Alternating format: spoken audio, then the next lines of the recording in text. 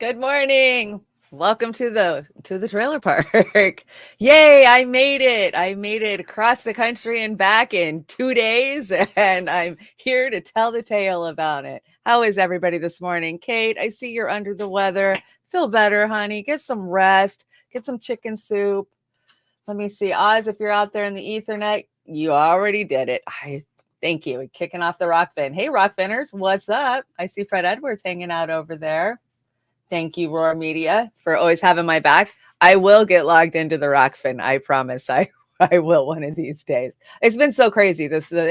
Leading up to leaving and everything has just been a whirlwind. So I will get caught up this week. Who's hanging out with us? Uncle Warren, Extra Bola. Good morning. Yeah, I feel better, Kate. Aw, I'm so sorry you don't feel well.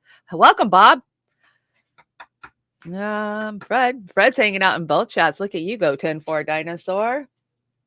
So I got a lot of stuff for you guys today. Now, as some of you heard, some of you might not have heard, I got an exclusive 20-minute sit down with Chris Hedges on Saturday. And I'm very nervous to release the video. I think it's good. You know, I kind of threw him softball questions because we're there to talk about Julian. So I couldn't just, dump everything I wanted to say to him. And so we stayed on point, but I got him and Randy Critico to sit down kind of away from the rally and just talk. And oh, you got your internet to work, Julie. Welcome. And so I'm working on editing. I mean, I just got in yesterday morning. I uploaded the videos yesterday just to see if they were there, make sure everything was okay. They are there. And so I'm going to throw them into DaVinci today, try to pump up the sound a little because when you're outside, and we had terrible wind there this weekend. So, but I'm super excited. Thursday, I'm thinking I will premiere it on Thursday's Trailer Park to Hell and Back. So he was so gracious and so kind and just like everything you always see him as on TV, right? God, just so witty. I mean, I wish I could be that witty. I would love to be a witty person. I'm not a witty person. And today we're going to do a kind of a little show and tell. I've got pictures and I've got video. And there's just so many people that I have to shout out that did such amazing job. Oz, for one, engineering all of those live streams coming in on Saturday and making it a smooth transition from videos to clips to going to London to going to Melbourne. Oz, you fucking rocked it. I'm so proud of Roar and everything we did. Amber was amazing on the podium, introducing speakers, for how that trip worked. I'm so impressed with all of us and what got done. So, I mean, all of the organizers, we'll talk about it as we get into it. Misty and Suzanne Murphy. And I mean, there's just so many. I could sit here naming names for an hour because everybody did such an amazing job. So let's see. I do have a few things on the deck before we get to that. So I actually took this picture. Let me show you. That is my picture I took at the Capitol. Amber and I climbed Capitol Hill.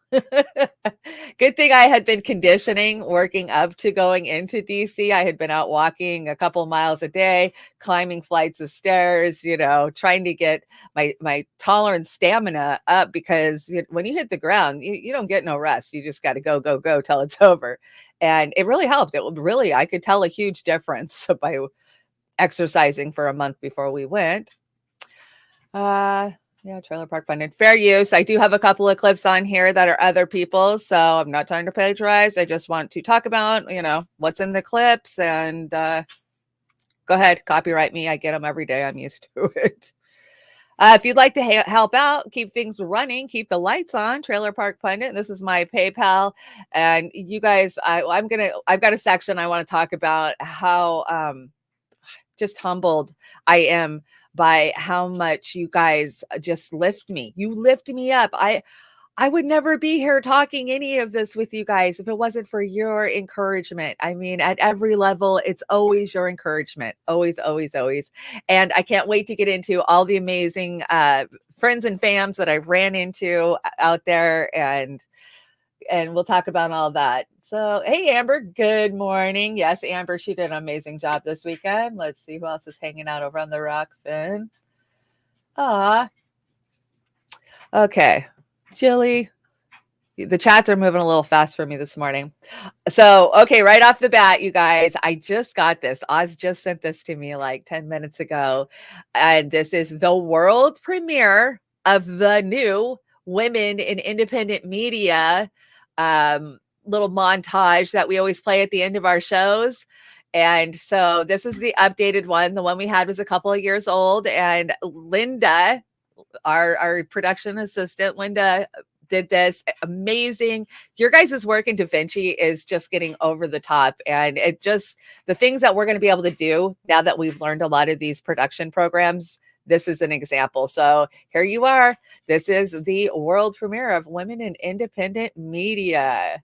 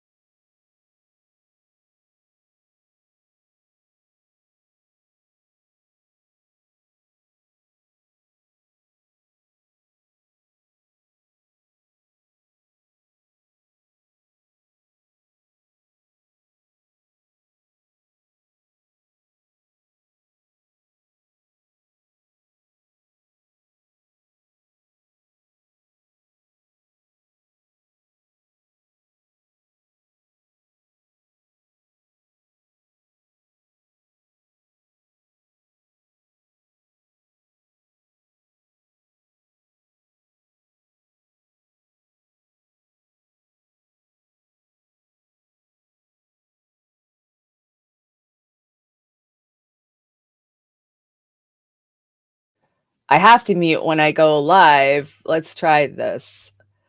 Maybe it's because I muted that I killed my sound.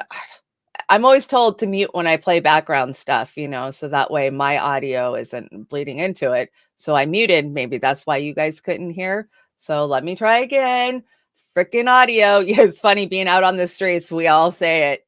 Audio is Satan. It totally is. So let's see. I'm just going to bring it up here. We'll rewind it.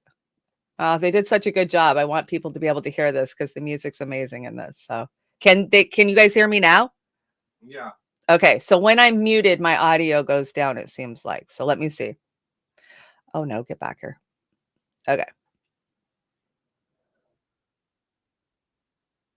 You guys hear it? Nope.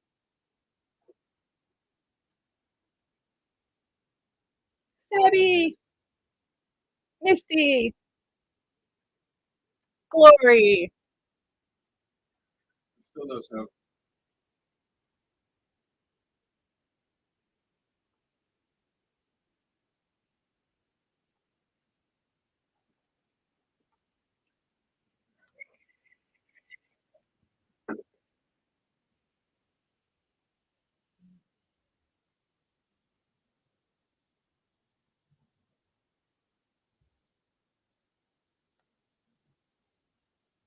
You guys still can't hear that?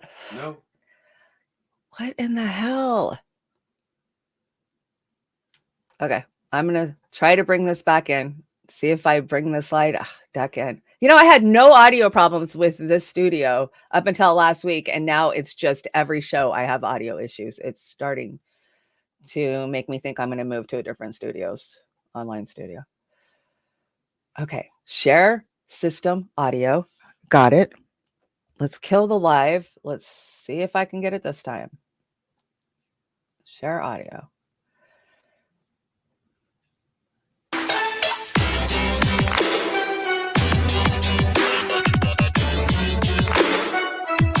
you go.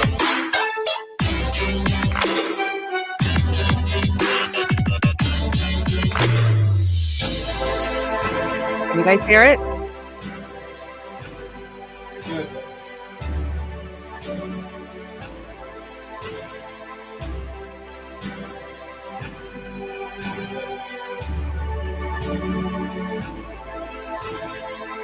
It's working.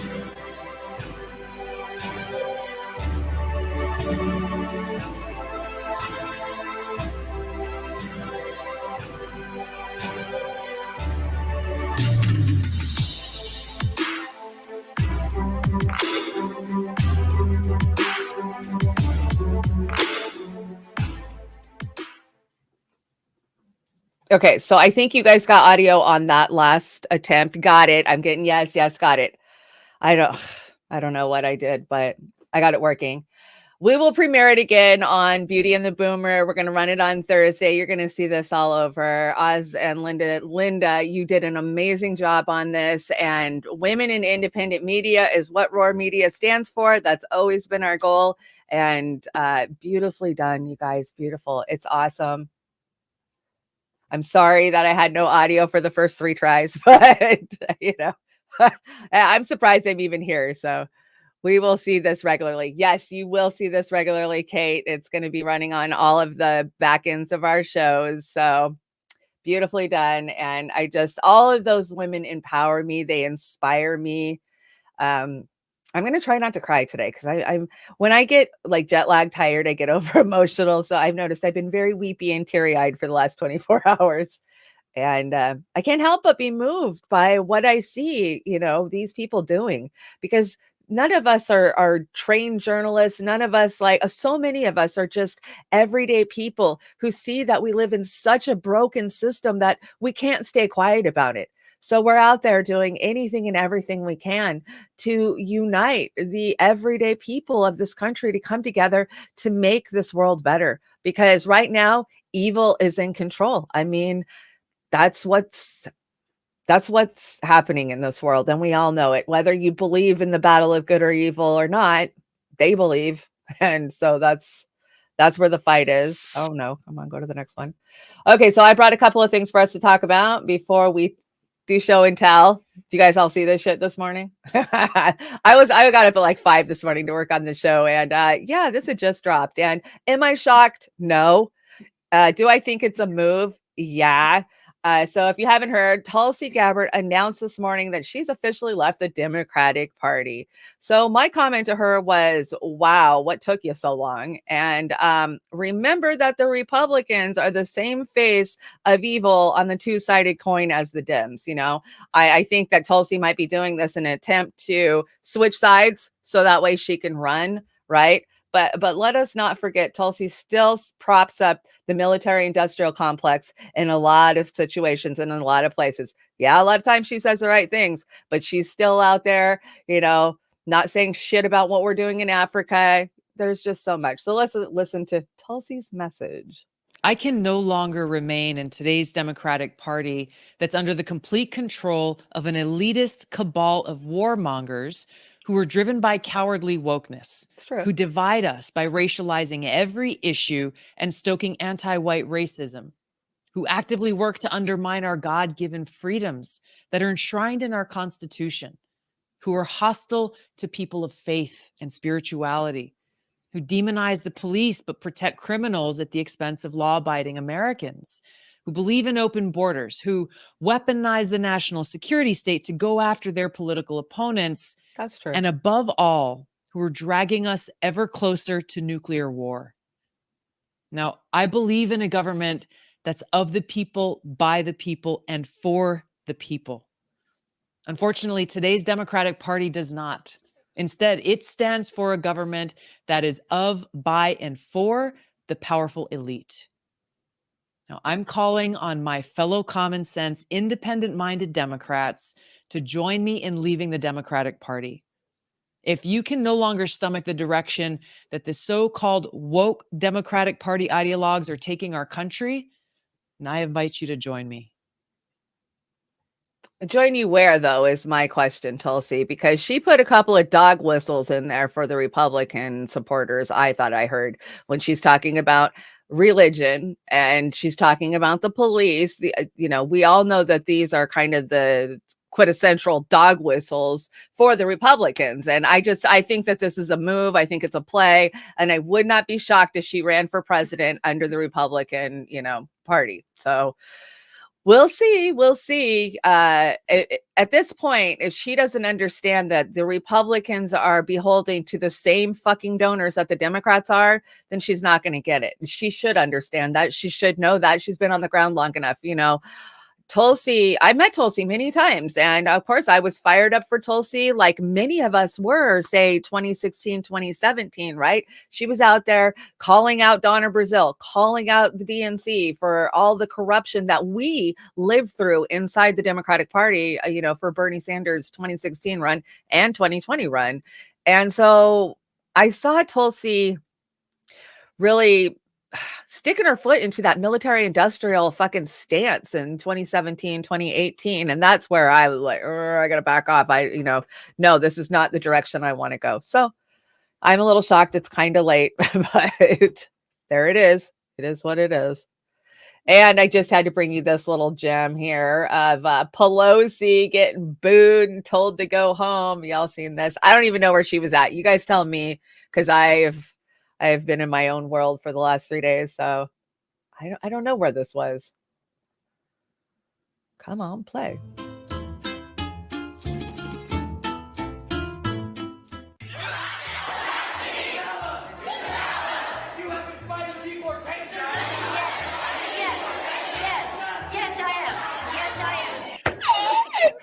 Yes,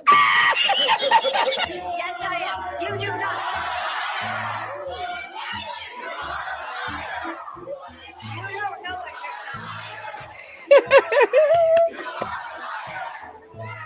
You are a liar. What must be what? What must be what? Oh, his butt's been wiped. Yeah, that was precious. That was great. I mean, I want to see this happen every time she picks up a microphone. Every time. I don't know where she is, Kate. I don't know. You guys tell me, where was this? She got booed. She got told to go home. She got told she was a liar. And it wasn't just a few people telling her that. It was a whole crowd chanting at her, "You're a liar." So we need to see this at every time these politicians have a mic in their hand.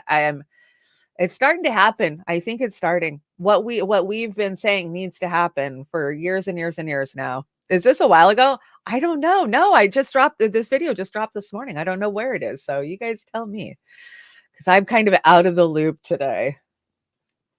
Okay, let's get there. Let's talk show and tell. Let's talk the Assange rally. What an amazing event. Amazing globally, right? I mean, the videos that we saw coming out of Melbourne and London, and, we've been to Assange events in DC previously. Let's see, we went, I think it was almost 2 years ago. And it was a very sad turnout. Not a lot of people, a lot of us independent, journalists, or I don't even call myself a journalist. I'm not an independent journalist. I'm just a chick with a mic and a camera. But a lot of us, that's who was out there, right? But this time around, we saw a lot more everyday people that are starting to understand and know that it's got to be feet in the street for Assange, because, being a keyboard warrior is not doing anything. It's not any pressure, to our government to do anything. And it was so moving to see that many people out there. So I brought some video.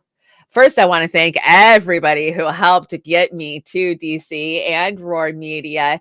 Farron made me this card. Isn't it cute? Farron Franzak.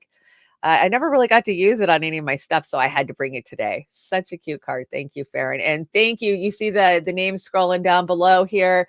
This is what you guys did. All of y'all got us there, and we couldn't do it without you. You keep us going. Every time I feel like, oh, well, maybe I shouldn't be in this space, and I wouldn't call it imposter syndrome. I just feel like I'm not worthy, right? Like, who am I to talk to Chris Hedges? I'm just a girl in a trailer park, dropped out of high school and raised 3 kids on minimum wage. It's not imposter syndrome. I don't know how to describe it, but it's a feeling of not belonging.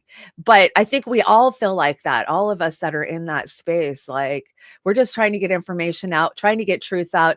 We know that our government lies, that our media lies, and the only truths that you're going to get, real truths, are going to be from people who are not, entangled with mainstream media. Mainstream media is paid to puppet the narrative of the government, of the agencies, but we're not. We're just out there to try to tell you what we see and what the people are saying. And so I have been this way probably for 6 or 7 years.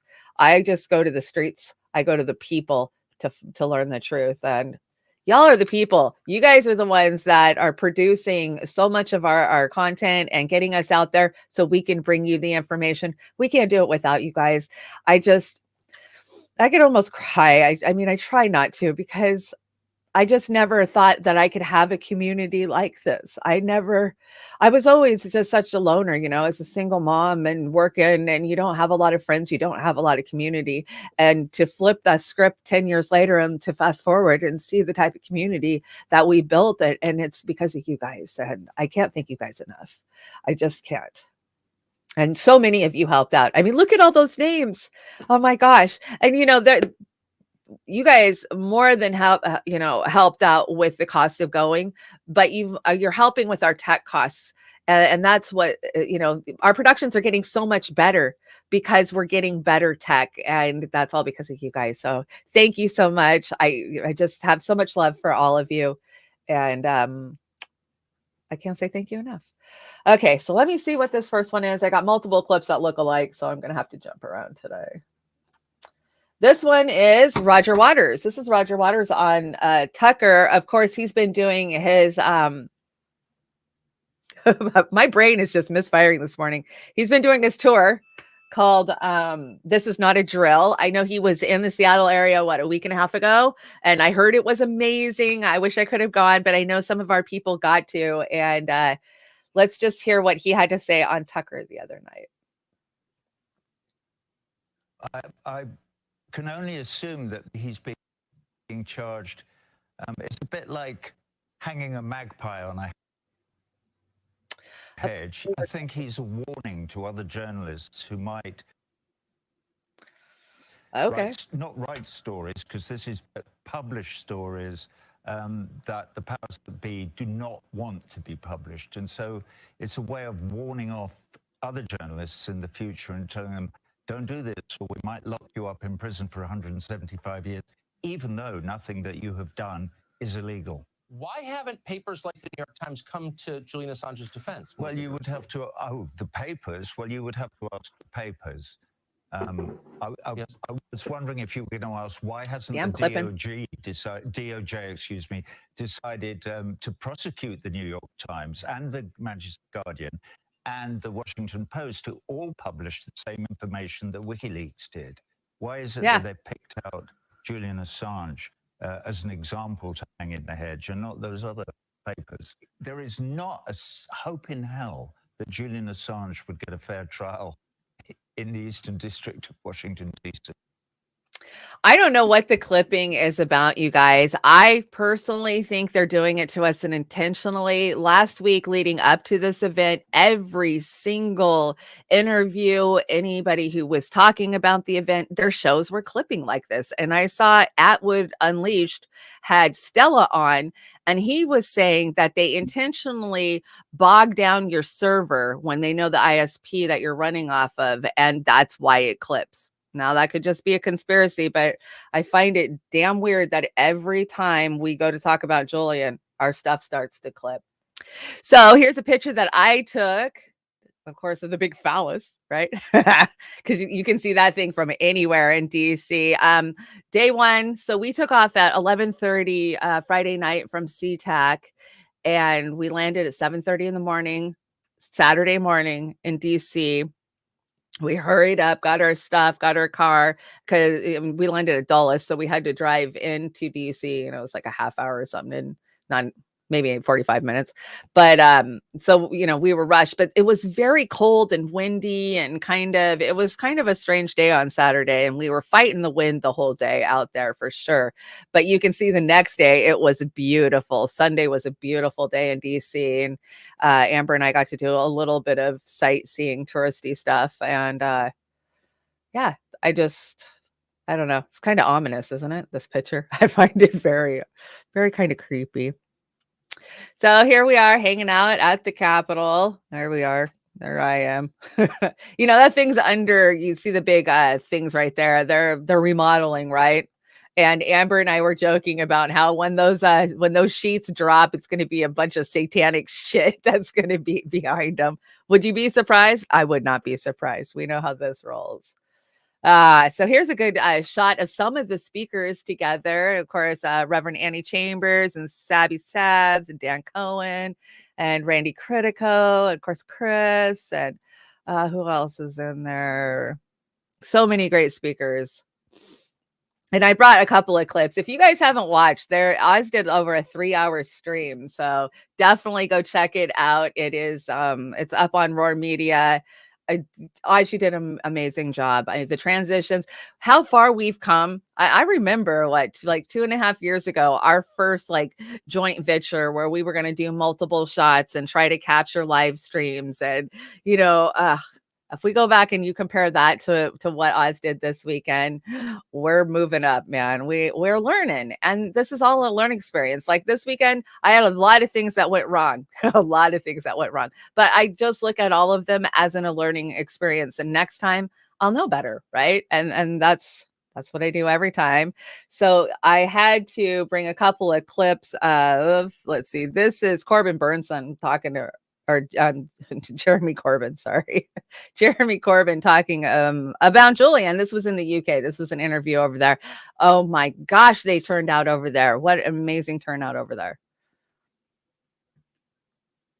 Oh, come on, internet. To the US government, I say simply this. This is the type of show I'm going to have today. Lovely. Well, let's see if it kicks in. President Biden and your government, you won a presidential election against an extremely intolerant right-wing president. You won that with the support of millions of Americans who want to live in a free, open, democratic society. Millions of Americans who stand amongst those who marched for the Civil Rights Act, who marched for democracy and justice, who marched against the Vietnam War. Are you really wanting your administration to be the one that imprisoned a journalist for telling the truth about the wars? Great point.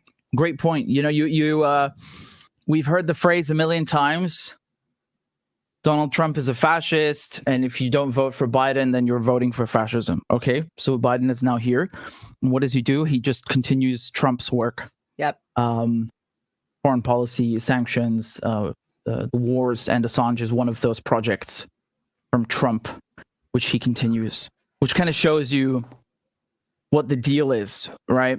I think it's worth remembering a lot of people in Biden's administration were implicated in these emails. They're basically exposed as doing all sorts of heinous crap, Again, the list is too long, but I remember Jake Sullivan, who's Biden's national security advisor, he said Al-Qaeda's on our side in Syria. These things, they don't like that. So whether you are Republican or Democrat, you're going to find people in both of those parties. And of course, the people who are in the intelligence community who support extraditing a journalist and putting him in jail for 2 centuries because they want democracy in Iran, right? They want democracy in Syria. Oh, yeah. They want democracy in all these places that have foreign policy they don't like, but definitely not at home, not in the UK, not in the US. Over there, at home, a free press is bad.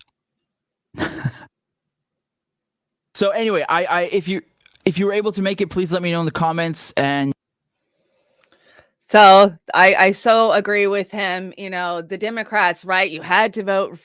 Trump was a fascist, but how much fascism have we actually endured under the Democratic regime, right?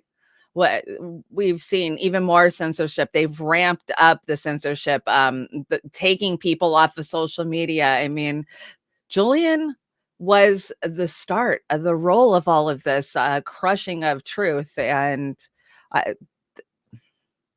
I learned so much. I always learn so much on the streets, talking to people, from their speeches. But if anything, it just scares the hell out of me, because either way, we're not getting away from these guys, right? And then you have the Democrats who just like, oh, he's a bad guy.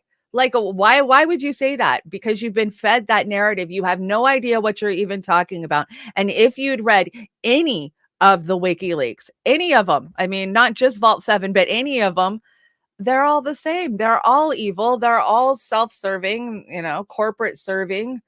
And it's scary where we're going from here, guys. It's super scary where we're going from here. And why are none of the other publishers held accountable?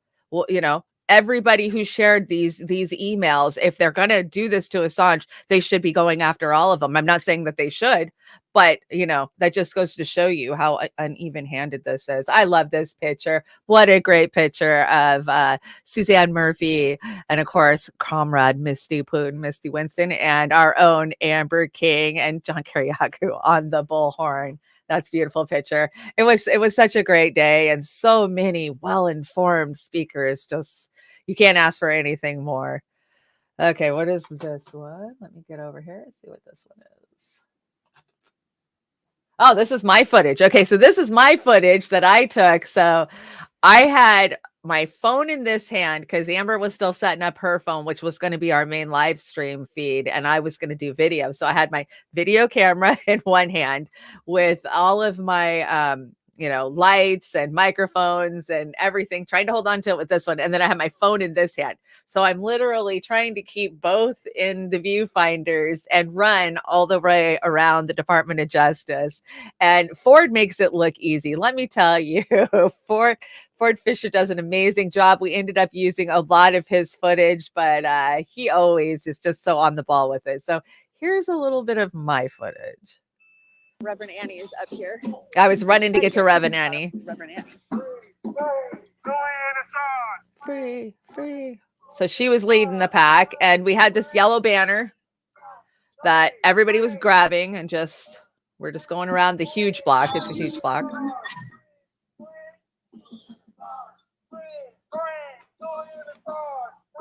I got to see so many of you in the crowd. Everybody like, hey, Anna. I love the guy that was dressed like a deer. Perfect.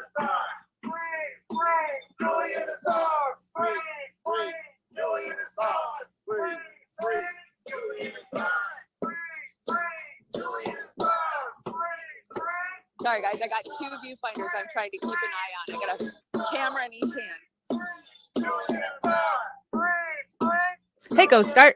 Welcome. We're just recapping the weekend.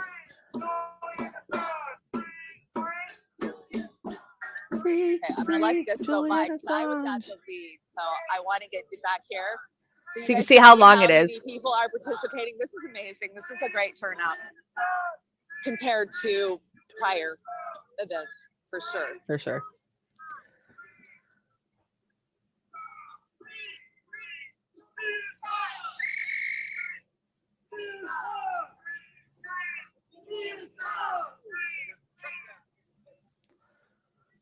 Amber ever come online, Oz? So I've got Oz in my ear the whole time. Yeah, she's.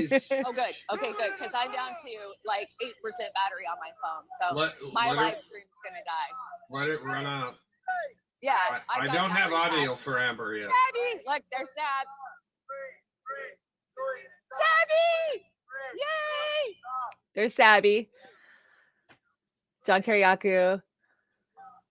That was Ben and Jerry's. Okay, so this seems to be the rear. And now it's time for me to run all the way back up to the front because that's what we do. You have the best look. Oh, I think Your so. camera. Your camera looks the best. You need to figure out how to charge that. Oh, I've got 3 battery packs with me. But Okay. wait till you see my video, my 4K video I'm taking, because it's just as beautiful. All right. Keep them charged.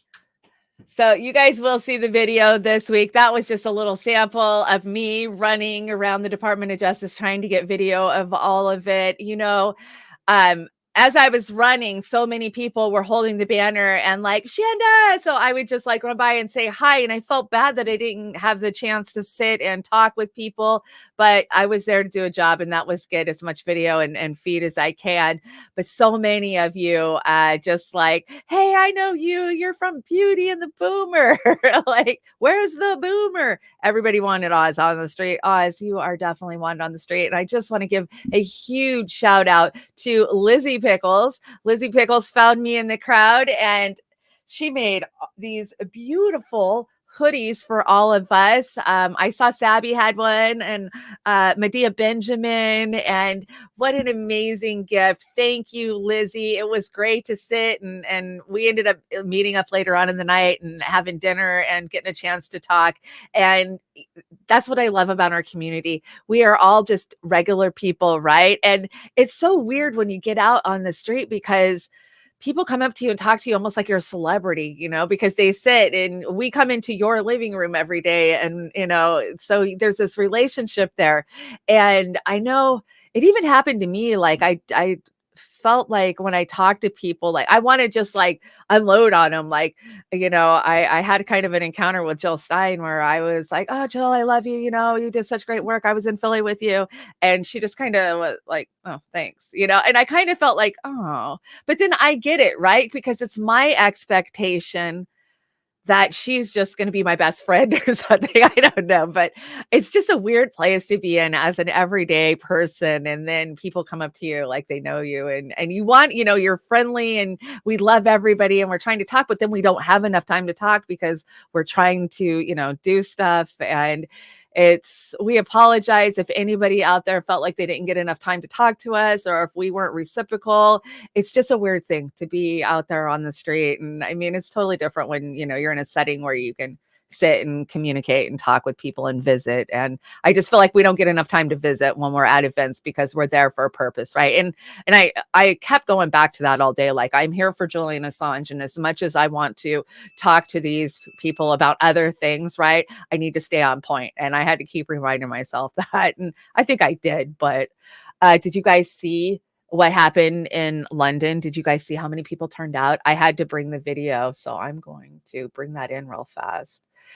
It's amazing. It's so amazing. It was, by the time we got to our room that night and saw this video, Amber and I were both just tearing up to see that many people show up for Julian. Let's see if I can get this. And I might not have sound on this, but.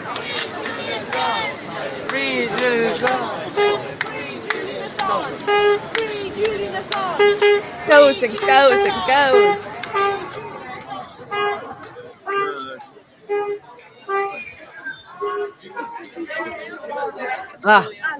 Free Julian Assange!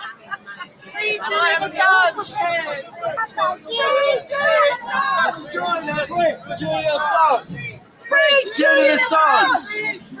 Julian Assange! Free Julian Assange! Free Julian Assange! Free Julian Assange! Americans.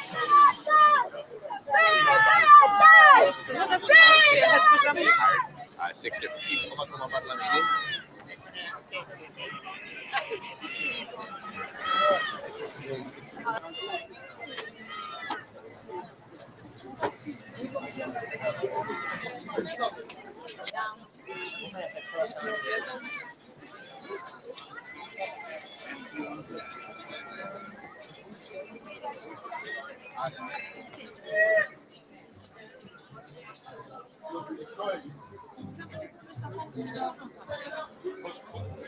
Isn't that amazing? It just goes and goes and goes.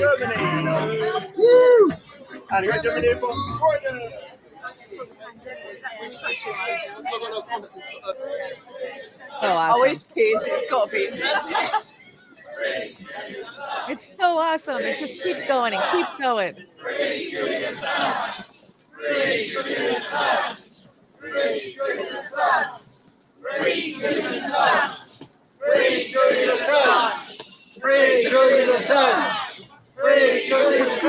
Free Julian Assange! Now that's a movement, and that's what we need. And, you know, the UK, I kind of feel like here in the US, you know, our evildoers are just going to continue to do evil. But I feel like in the UK, this amount of pushback could produce something, right? And we hope it does. We really hope it does. I don't know if you guys have heard, but Julian Assange was diagnosed with COVID yesterday, of course, being locked in Belmar prison. We know he's not going to get adequate care. He doesn't get adequate care now. And it scares me because we know what they can do, right? I mean, we know the end result. They want him dead. And what a easy scapegoat to pin it on COVID if they wanted to try and take him out. And they could at any time, you know, that's not a conspiracy theory. They absolutely can. And yeah, it's heart-wrenching. And UK, people in the UK, Europe, please keep putting pressure on, because we know the United States government doesn't give a shit, but maybe you guys could have a little leverage by putting, you know, we know your guys is, you know, are just as corrupt, but it's so sad and especially to find out he has COVID the next day. Let's see. I need to stop screen sharing. That was amazing. And, you know, I just hope that the next event that happens here in the US, that we can bring it like they brought it, even though I was really impressed with how many people showed up in DC. This was a beautiful photo, I thought. Credit to Guy Bell's Shutterstocks. This was a great shot. And to see so many people out there supporting Julian, supporting Stella with the boys, you know, the boys were out there. Let's bring him home. Let's free him. We, you know, together we can free him. This was Nixon Garland. I had never had a chance to meet or talk to Nixon Garland, and I know that so many of my friends just adore him. Like Farron just thinks he's the greatest thing, and so getting to talk to him, I have to agree, he's pretty damn cool. And I actually got an exclusive interview with him too, so I'm hoping that Thursday I can drop all my exclusive videos. Hey, get out here. And this was his speech, so let's hear from him. If my internet will work. Analyst and progressive radio talk show host. Garland Nixon has served on the board of the ACLU National Board and appeared on multiple TV and radio programs, and my favorite one to watch on Rockfin. Please welcome Garland Nixon. Hello, hello. And a special hello to my favorite person who's here, Medea Benjamin. Love Medea Benjamin. Hey, let's hear from you. So, you know, I didn't really have a plan, but on the way over here, a friend of mine, I was talking to a friend of mine on the phone, and I was getting, you know, why are you doing that? You know, the empire's too powerful. You're not going to get anywhere, blah, blah, blah. And I thought about this very short story. It's a good story. I made it up. So there's a guy at the dock. He's standing on the dock, and he's pushing against this aircraft carrier. And somebody walks up to him, and they're like, what are you doing that for? You're wasting your time. You will never move that aircraft carrier. And he says, well, it's a hobby. It's just what I do. I'm a pusher of aircraft carriers. I do it because I enjoy doing it. Whether it moves or not, I'm going to keep doing it. Here's my point, because a special hello also to the people, those who are in the national security, enforcement agencies who are here. You know who you are. I just want to say hi and thanks for helping build up the crowd a little bit. But my point is this. When it comes to this, don't get frustrated. That's what we have to be when it comes to activism. I want to be the person to say to everyone, you don't know if it's going to work, if it's not going to work. Don't be the angry activist. Enjoy your activism. Do it because it's who you are and it's what you do. As a Black person, I always think back like to W.E.B. Du Bois, to people in 1900 and 1910 who had no chance that in their lifetime they would achieve what they wanted, but they did it because it was who they are. So to those in the national security state who are here trying to figure a way that they can turn down the volume on this thing, it's not going to happen. We're going to continue to do this. We're going to stand for Julian Assange because it's who we are, it's what we do, and we're not going to stop, and we're going to enjoy the fight. Yes, I know. It's Garland Nixon. And what did I call Russell Brand? I've got brain fog really bad today, guys. I swear it will kick back in. I only had one cup of coffee too. So yes, I love that he's speaking to, we know that there was infiltrators out there, right? And I love that every speaker pretty much called them out, put them on Front Street, said, we know you're here. We know you're here because that's what you guys do. And guess what? We're not going to stop. And yeah, that was a really cool picture.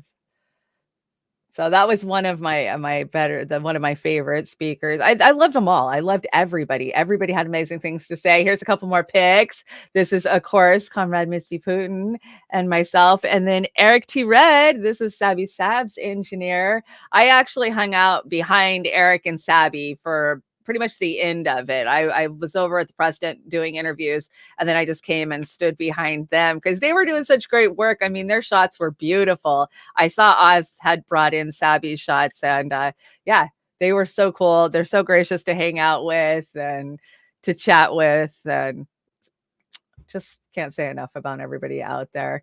This, I want to believe, is Dan Cohen.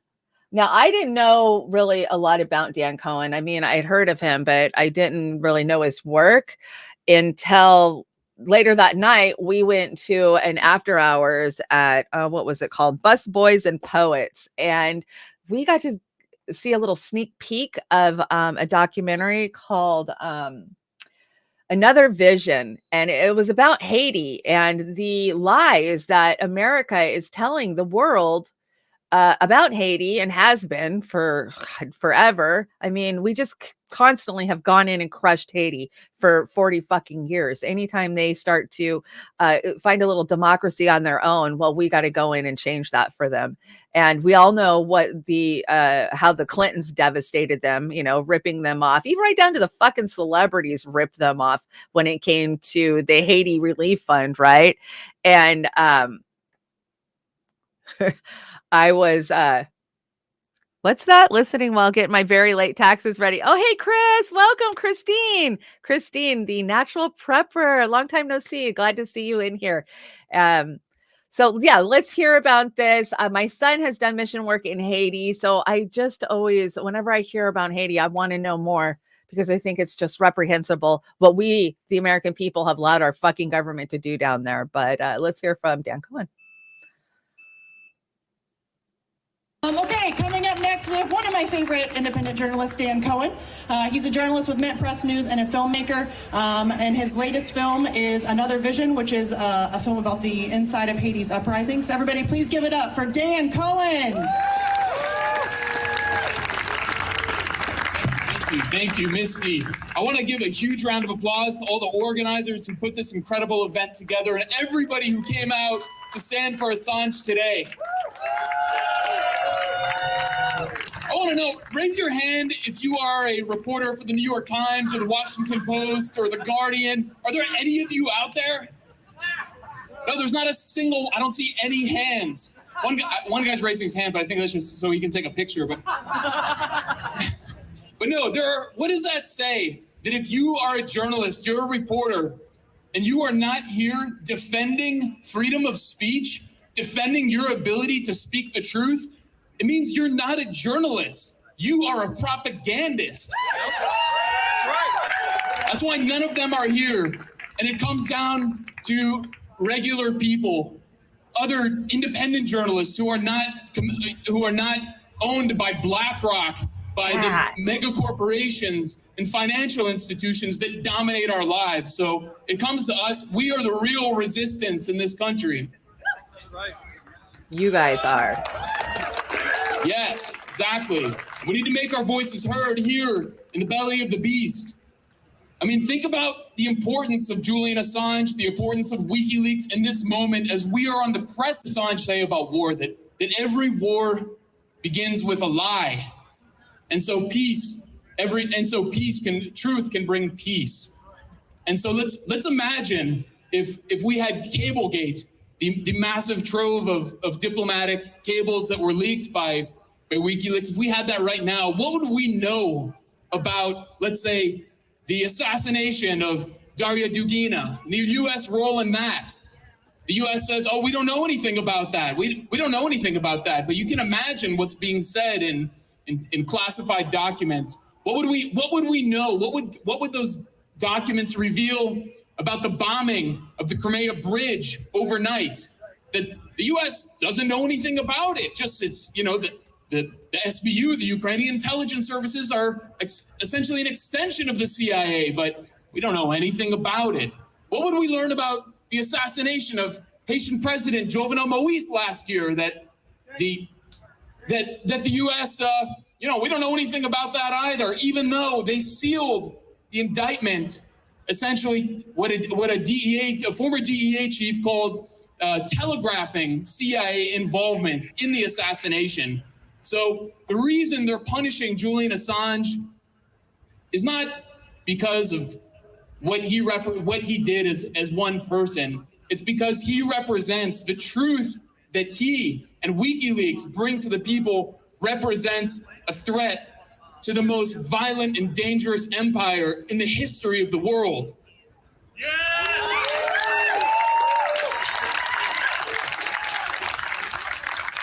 And I'm inspired to see so many people here today who've come from all around the country to make their voices heard, to refuse to submit, and to fight back. So thank you, everyone, for coming out.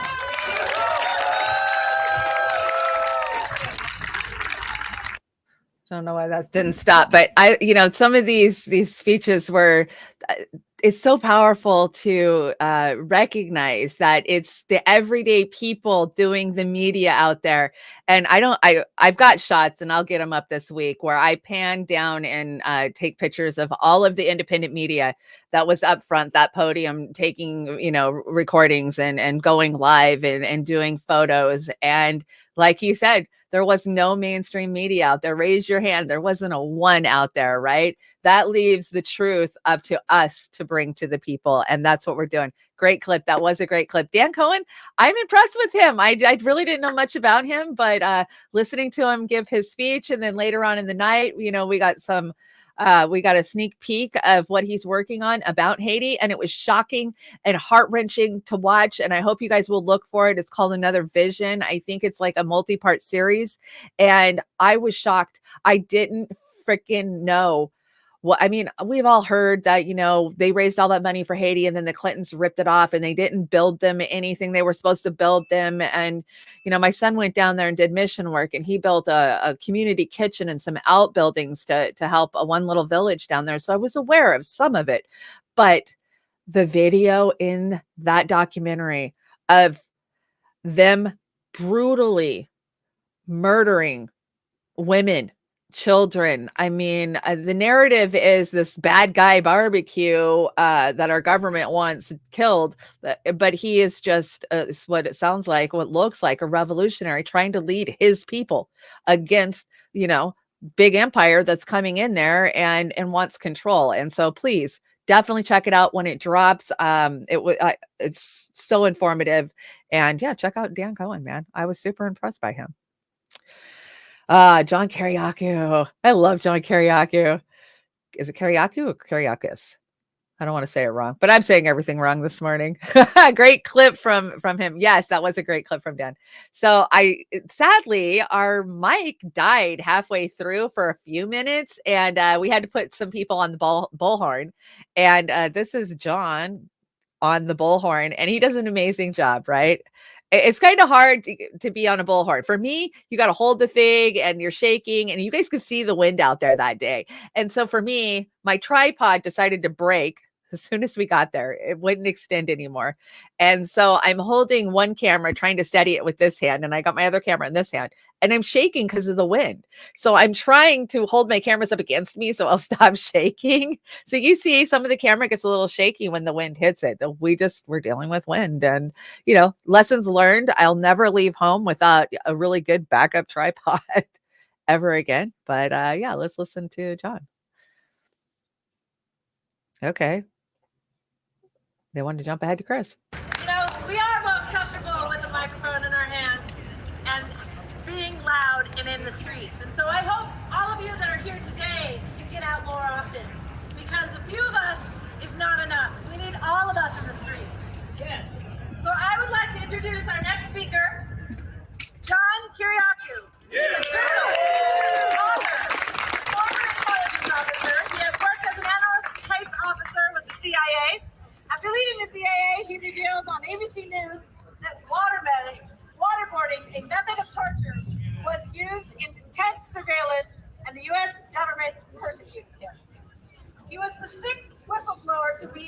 by the Obama administration under the Espionage Act, a law meant to punish spies, not whistleblowers. Please give a warm welcome for John Kiriakou.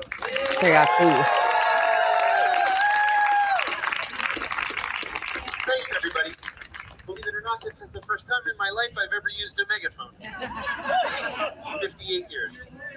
So I was on my way over here today, and I was driving it. I was on my way over here today, and I saw a sign that said, "Talking dog for sale, $20." I was intrigued, so I pulled over and went and knocked on the guy's door. I said, "I saw your sign. You have a talking dog for $20. Can I see it?" He said, "Sure." He takes me in to the house, and there's a dog there. I said, "Hello." The dog says, "Hello."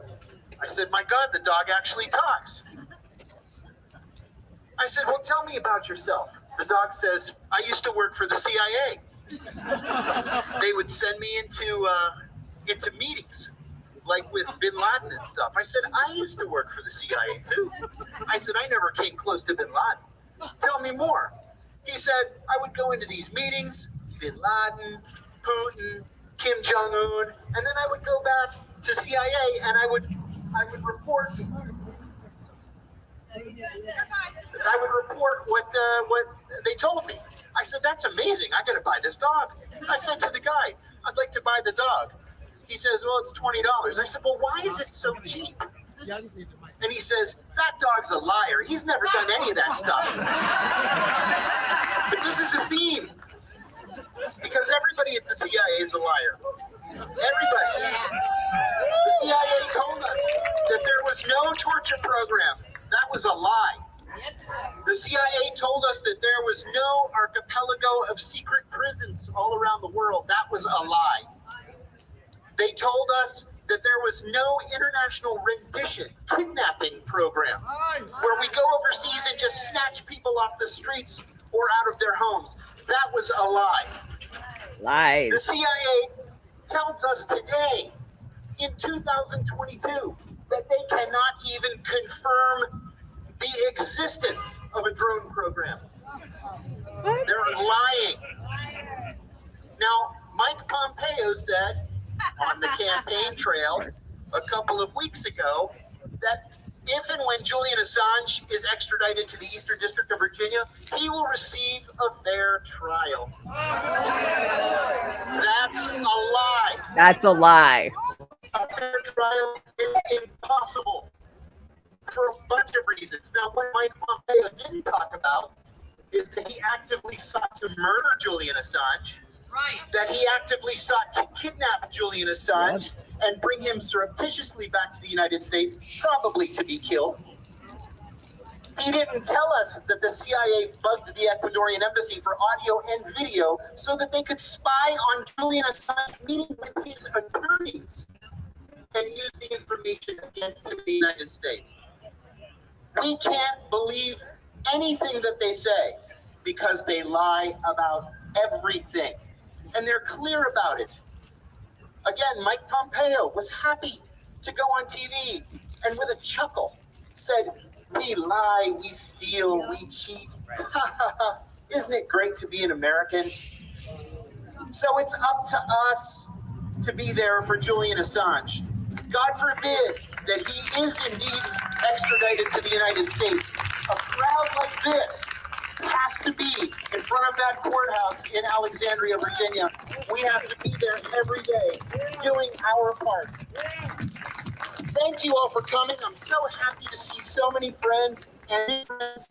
Hello, welcome to the FBI agents in the crowd today. Maybe you'll learn something from us, but we hope to see you there. Yay. I love it when they call out the FBI and the CIA infiltrators in the crowd. John, he is so powerful when you talk to him. You know, they're so good at just being able to spout out all the facts, right? I'm not. I know all those facts. I know that they bugged the Ecuadorian embassy, and you know, we know the lies that our government's told, and they wanted to drone him, right? Hillary Clinton wanted to kill him with a drone, and the fact that they don't even admit that there's even a drone program in 2022, I think sometimes Julian Assange, there is a drone program, and they do whatever the hell they want, and they kill whoever they want.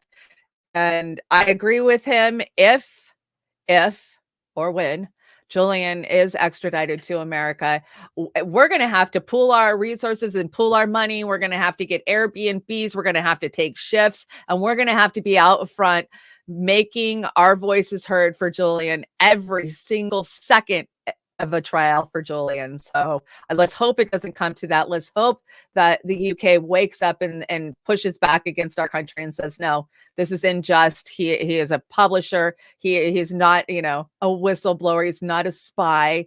But if it comes down to it, it's up to us to be out there in the streets. And I agree with that. And of course, I saved the best for last. There were so many other great speakers. Sabby did a beautiful job. Jill Stein rocked it. There was so many great speakers. Please go watch the whole stream if you haven't. I'm sure there's lots of clips out there. And I know that there's going to be a lot more data that's going to drop because some of us just got home. And like I said, I've got Chris Hedges, Randy Critico sat down for me. And they did, I think I have like 17 minutes with those guys. And then I have a couple others. So Tuesday, I'm hoping Thursday I'll get all my stuff dropped. But let's hear from the very gracious, let me tell you, Chris is not only just, so witty and so intelligent and so informed and so well-spoken, but he's very gracious and kind when, to people that came up to him. I'm one of those, I see somebody's talking to somebody, so I don't want to just walk up and interrupt, right? So you're kind of hovering, waiting for a moment, a down moment to like step up, be like, hi, and I hate to be that way, but it's strange when you're out there trying to talk to people and you don't want to be rude, you don't want to interrupt, and everybody's clumped up talking. So I'm thankful that Suzanne helped me pin the guys down and get an interview. And let's hear from Chris. Chris did an amazing job. He was the closing speaker. He finished it up. So this is 9 minutes, but it's every second worth it. And we're gonna watch the whole 9 minutes. Oh no, let's go back. There we go. And next, without further ado, we are going to have our final speaker of the afternoon. That is a Pulitzer Prize winning journalist named Chris Hedges. He has worked as a foreign correspondent in the Middle East and the Balkans for the New York Times. He is a prolific writer of essays and numerous books and has hosted the Emmy Award-nominated show On Contact. He has taught at New York, Princeton, and Columbia universities, as well as the New Jersey prison system since 2013, which is the most honored work. In Hedges versus Obama, Chris and Noam Chomsky and Daniel Ellsberg sued members of the government after the NDAA, the National Defense Authorization Act. It was signed into law. They won, but it was appealed by Obama and overturned. Most recently, Chris was invited by Julian and Stella Assange to be an official witness at their wedding in Belmarsh Prison. But authorities rejected that plan, claiming his profession as a journalist presented a danger. Give me a break. Please give a really, really warm welcome to Chris Hedges.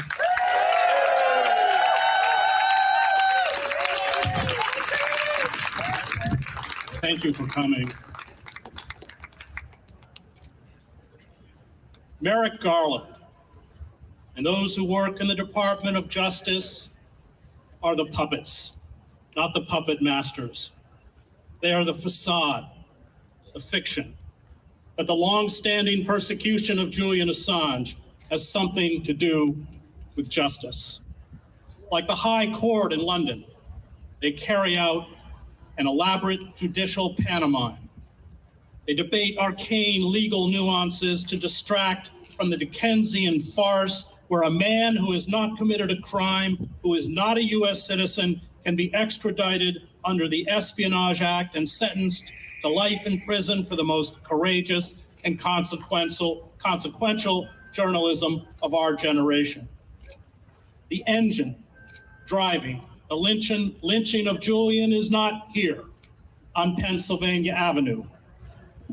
It is in Langley, Virginia, located at a complex we will never be allowed to surround, the Central Intelligence Agency. It is driven by a secretive inner state, one where we do not count, in the mad pursuit of empire and ruthless exploitation.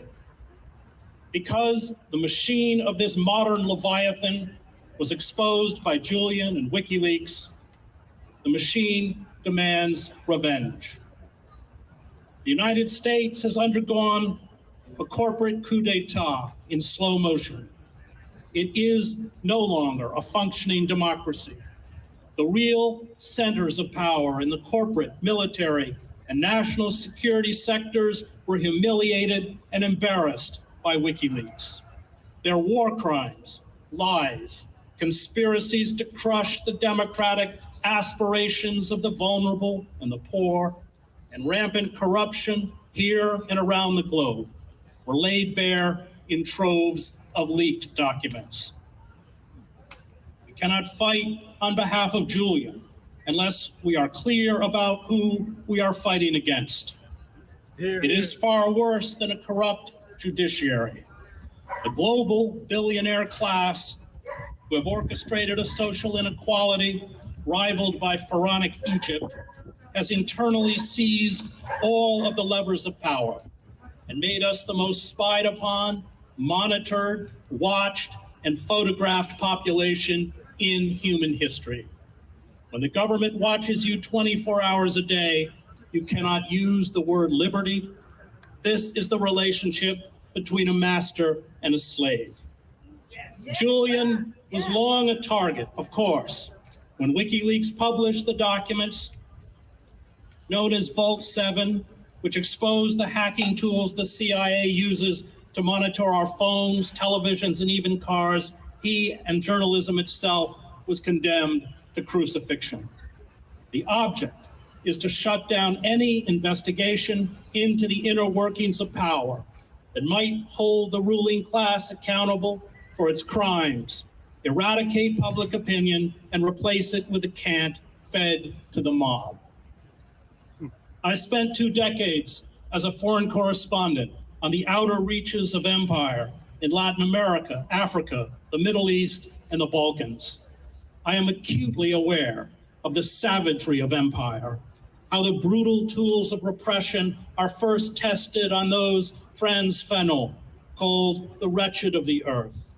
Wholesale surveillance, torture, coups, black sites, black propaganda, militarized police, militarized drones, assassinations, wars. Once perfected on people of color overseas, these tools migrate back to the homeland. By hollowing out our country from the inside through deindustrialization, austerity, deregulation, wage stagnation, the abolition of unions, massive expenditures on war and intelligence, a refusal to address the climate emergency, and a virtual tax boycott for the richest individuals and corporations. These predators intend to keep us in bondage, victims of a corporate neo-feudalism, and they have perfected their instruments of Orwellian control. The tyranny imposed on others is now imposed on us. From its inception, the CIA carried out assassinations, coups, torture, and illegal spying and abuse, including on that of U.S. citizens. Activities exposed in 1975 are the Church Committee hearings in the Senate and the Pike Committee hearings in the House. All these crimes, especially after the attacks of 9/11, have returned with a vengeance. The CIA is a rogue and unaccountable paramilitary organization with its own armed units and drone program, death squads, and a vast archipelago of global black sites where kidnapped victims are tortured and disappear. The U.S. allocates a secret black budget of $50 billion a year to hide multiple types of clandestine projects carried out by the National Security Agency, the CIA, and other intelligence agencies, usually beyond the scrutiny of Congress. The CIA has a well-oiled apparatus to kidnap, torture, and assassinate targets around the globe, which is why, since it had already set up a system of 24-hour video surveillance of Julian in the Ecuadorian embassy in London, it quite naturally discussed kidnapping and assassinating him. That is its business. Senator Frank Church, after examining the heavily redacted CIA documents released to his committee, defined the CIA's covert activity, and I quote, as a semantic disguise for murder, coercion, blackmail, bribery, the spreading of lies, and consorting with known torturers and international terrorists. All despotisms mask state persecution with sham court proceedings. The show trials and troikas in Stalin's Soviet Union, the raving Nazi judges in fascist Germany, the denunciation rallies in Mao's China. State crime is cloaked in a faux legality, judicial farce. Julian is extradited and sentenced, and given the Lubyanka-like proclivities of the Eastern District of Virginia, this is a near certainty. It means that those of us who have published classified material, as I did when I worked for the New York Times, will become criminals. Hear him. It means that the Iron Curtain will be pulled down to mask the abuses of power. It means that the state, which through special administrative measures or SAMs, anti-terrorism laws, and the Espionage Act have created our homegrown version of Stalin's Article 58, can imprison anyone, anywhere in the world who dares commit the crime of telling the truth. We are here today to fight for Julian, but we are also here to fight against powerful subterranean forces that, in demanding Julian's extradition and life imprisonment, have declared war on journalism. We are here today to fight for Julian, but we are also here to fight for the restoration of the rule of law and democracy. We are here today to fight for Julian, but we are also here to dismantle the wholesale Stasi-like state surveillance erected across the West. We are here today for Julian. But we are also here to overthrow, and let me repeat that word for the benefit of those in the FBI and Homeland Security who have come here to monitor us, overthrow.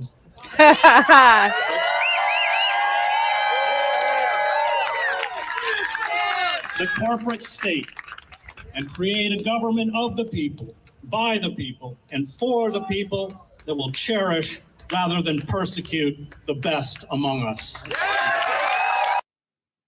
So there you are. That was the final speaker of the day, Chris Hedges. And yeah, everything he says is exactly what we need to be doing, is fighting this paramilitary state that we find ourselves in. And couldn't have asked for better speakers that we had that day. Everybody did an amazing job. All of the activists, all of the organizers. Amber, you rocked it. I mean, we're all nervous. We all fumble, our words, and but we're just everyday people out here fighting for a free Assange. And I can't thank everybody enough who was there, who helped us get there, who, has done even the people who were sharing social media, even if you couldn't make it, the fact that you shared it and other people saw it and they could make it, that counts. I mean, it takes all of us to do it. And yes, Lizzie, I see Lizzie's in the chat. I love my shirt. Thank you, Lizzie. It's beautiful. And it was so great to hang out with you, get to chat with you. I just wish I would have got a chance to talk to more of our viewers and our Patreons that were there. It was a crazy busy day and we had no sleep. Like literally we'd stayed up the whole entire night before, landed, got dressed and came straight in. So it was a rough one for us. So if you feel like I'm sorry if we didn't get a chance to chat. I didn't get it like Sabby. I wanted to chat with Sabby and I just, You know, every time I would like, oh, I want to talk to Sabby, she would have a couple of people around, and I just feel like it's rude if I just sort of walk over in the middle of a conversation and like wait to talk to her, you know. So I didn't actually get to sit down and talk to Sabby or a few other people, and it's just because everybody's busy, right? We're all out there trying to get footage. We're all out there trying to get interviews, and yeah, we're there for an event. We're there for a purpose. So Amber and I, the next day, so like I said, we went to the Busboys and Poets after party, and of course they ran the Another Vision documentary on Haiti, and there was a big rally that was due to happen in front of the White House on Sunday, where they were going to march down from from BLM Plaza down to in front of the White House. Of course, that's where Lafayette Park is. Right across from the White House is Lafayette Park. It used to be that the street between Lafayette Park and I guess it's Pennsylvania Avenue, everybody could go there. That's, you know, back in, you know, even the 90s, the early 2000s, you could go get your picture taken in front of that fence, right? That's where all the protests and rallies were. That's what I know of watching it over the years. And so Amber and I get down there. Our flight's leaving at like 6:30 or something like that. And the rally didn't even start till 3. So we knew we weren't going to have much time on the ground before we had to get out of there and get to the airport, because we all know how much of a pain in the ass it is to deal with TSA. Another problem we deal with.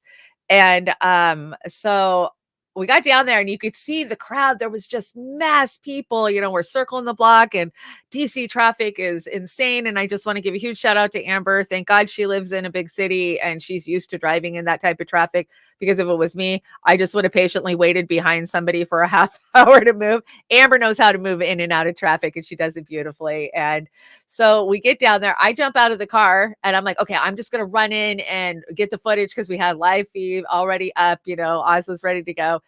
And as soon as I step foot into the entrance, 2 Secret Service are like, ma'am, no, you can't come in here. And I was like, okay, isn't it a public park? Isn't it this the people's park? Like, what the fuck?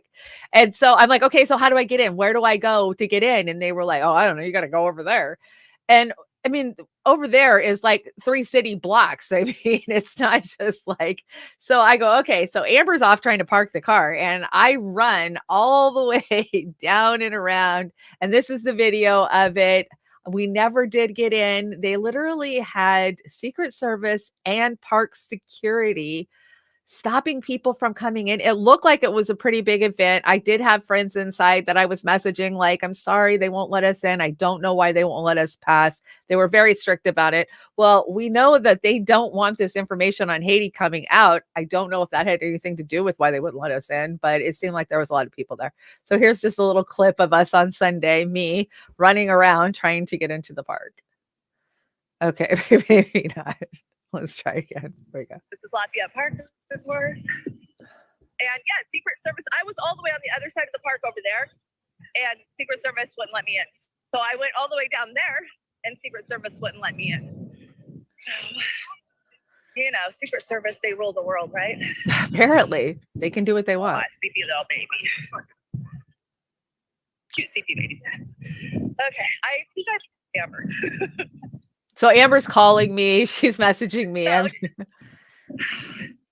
even know what's going on in the world. I can't even talk to you guys because I have been so busy. Oh, look at the squirrels. The Capitol squirrels just hanging out in the park. Lizzie, lots of squirrels. I was yeah, they thinking got of it really you. well off. Oh, look, feeding them. Oh, look at this one. He's hanging out on the fence. How cool. Hi, buddy. Capitol squirrel. Capitol I got squirrels. to hang out with Lizzie Pickles last night. Lizzie. So fun, so amazing. She made us the most awesome free Assange sweatshirts, hoodies. Really cool to get to hang out with some of our Patreons. I'm stuck via ice cream hell. Okay. Ice cream helps because it's all ice cream trucks. The other side of the park. Now I'm looking at my phone, so I've got my phone. What street am I on? Am I on K Street? I think I'm on K Street. I was on like 17th Street. So anyways, I get all the way up to where the entrance is, and there's hundreds and hundreds of people waiting in a single file line to get into the park. And knowing that our flight was leaving and we only had like 20 minutes, we knew we wouldn't make it in. So sadly, we didn't get to bring you that rally, but we tried. Maybe next time. But definitely check out Another Vision if you get a chance to watch it. And there we are hanging out. So it was a great trip. It was exhausting. It was exhilarating. It was I learned so much. I always learn so much on these trips, and trial by error, right? So next time it'll be even better. Every time we go out, it gets a little better. And next time I know the things that I've got to do to make sure that my footage is good. So live and learn. So thank you guys so much for hanging out with me today. I'm trying to think, is there anything I need to cover before the end of the show? Thank you to all the organizers. Thank you to all of the Patreons and donations. Everybody who donated, you make this stuff possible, and we can't do it without you guys. And that is no lie, and that is no joke. I mean, it doesn't happen without you guys. So thank you. You bring independent media to the rest of the world. So, welcome to the trailer park. You want to help out, keep the lights on. We appreciate you. And Jilly, I did see you sent me a bunch of stuff that was mind-blowing. I'll bring it on Thursday's show. Who knew? Who knew they all changed their names and they're all one big family that have been ruling for 4 centuries? Oh, we talk about it all the time. So we'll get into some of that conspiracy theorist stuff on the next show. Let me shout out my chat. Hey, it's Cold Fusion. Welcome. Let's see. Go start. Good vibes. Yeah, everybody's with the good vibes today. Kate, hey Lizzie, yeah, I love the hoodie. Thank you. The CIA, let's see what this says. CIA has carried out assassinations, coups, tortures, and illegal spying and abuse, including that on U.S. citizens. All these crimes after 9/11 have returned with a vengeance. Chris Hedges, yes, great freaking quote, right? I can't wait to bring you guys the interview from Chris. I'm a little nervous. I asked him softball questions just because it's Chris Hedges, right? And I don't want to try to be like a intellectual, because it wouldn't come off. I'm just a girl from a trailer park. So I asked him questions like everyday people would want to know about Julian Assange and where we go from here and going forward with the election, those type of questions. And the video is shaky. I'll warn you guys now. So I'll drop that on Thursday and then I'll just be like, oh, cringe. I promise next time it'll get better. Thank you, Kate. I hope you feel better, Kate. Get some rest. Get some chicken soup. Stay away from the pharmaceuticals. We all know that, right? Seems like they make you worse. Gamer, I haven't got to shout you out today. Gamer's hanging out. Thank you. And Christine, Horse Gal, I'm so glad you could stop by. I hope you're doing well, hon. I miss you. I haven't talked to you in so long. And hang in there. I mean, everybody just hang in there, man. Things suck and they're just going to get worse. I have a feeling, right? We know they're going to get worse. So gas prices. Wow. Gas prices on the East Coast were $3.50 a gallon. I was shocked. We're paying over $5 here. So boy, what a contrast. You can see that in real time. And I will say service industry is dead in this country. It didn't matter where we went. It seems like it's an inconvenience for anybody to give you decent service anywhere. And I mean that from restaurants to the planes to everywhere we went. It just seems like there is no service industry anymore. And it sucks. It sucks. Can't we just have a little patience and be kind to each other and be happy to do our jobs and wait on people? No, because people aren't happy. They're getting slave fucking wages. So why should they put an ounce of energy into their job, right? Is what it feels like. And so that sucks. It does suck. And I had to close with this song. This is a great song. Oz ran this song at the beginning of the show the other day. And I think it's called We Know They Lied. And we do know they lied. And we have to keep calling them out for it. So what's today? Today's Tuesday. If you guys didn't catch AM Wake Up this morning, the guys had a great fiery chat. Ryan Christensen was there, a couple other guests. So go check that out and keep supporting all of our brothers and sisters in independent media because we can't do it without you guys. So you guys have a great day. And I will see you Thursday. Check it out.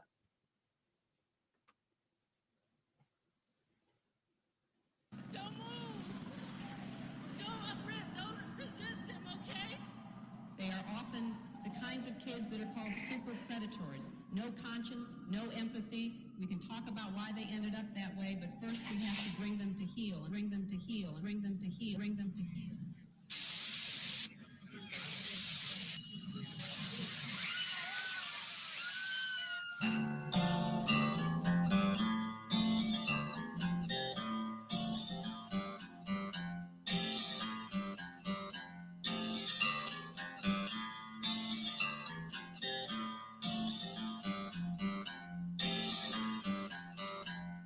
Shadows stalk the cross, crescent moons on fire, victims of lies, angels come to die, families blown to hell, children cry alone, dogs roam these dark streets, innocence long gone. We know they lie, they lie to us again. We know they lie. There's no one love me.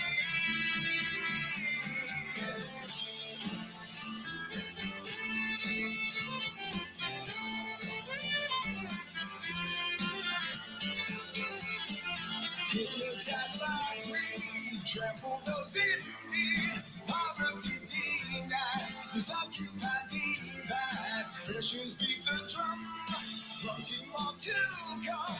Packaged in a lie, Baxter's all denied. We know they lie. They know they lie to us again. We know they lie. There's no one love me.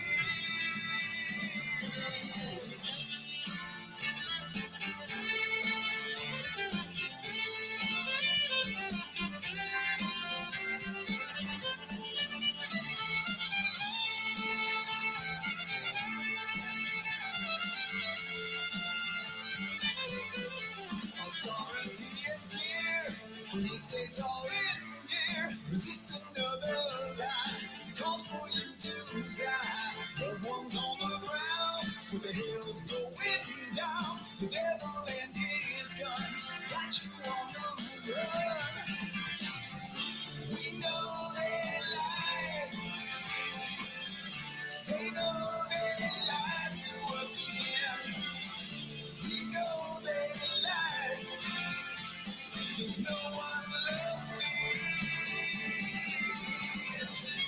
We know they lie. They know they lie to us again. We know they lie. There's no one love me.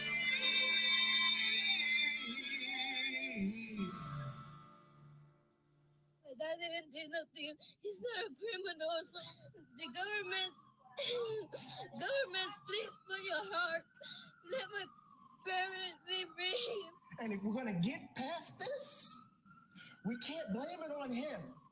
He's a manifestation of the ugliness that's in us.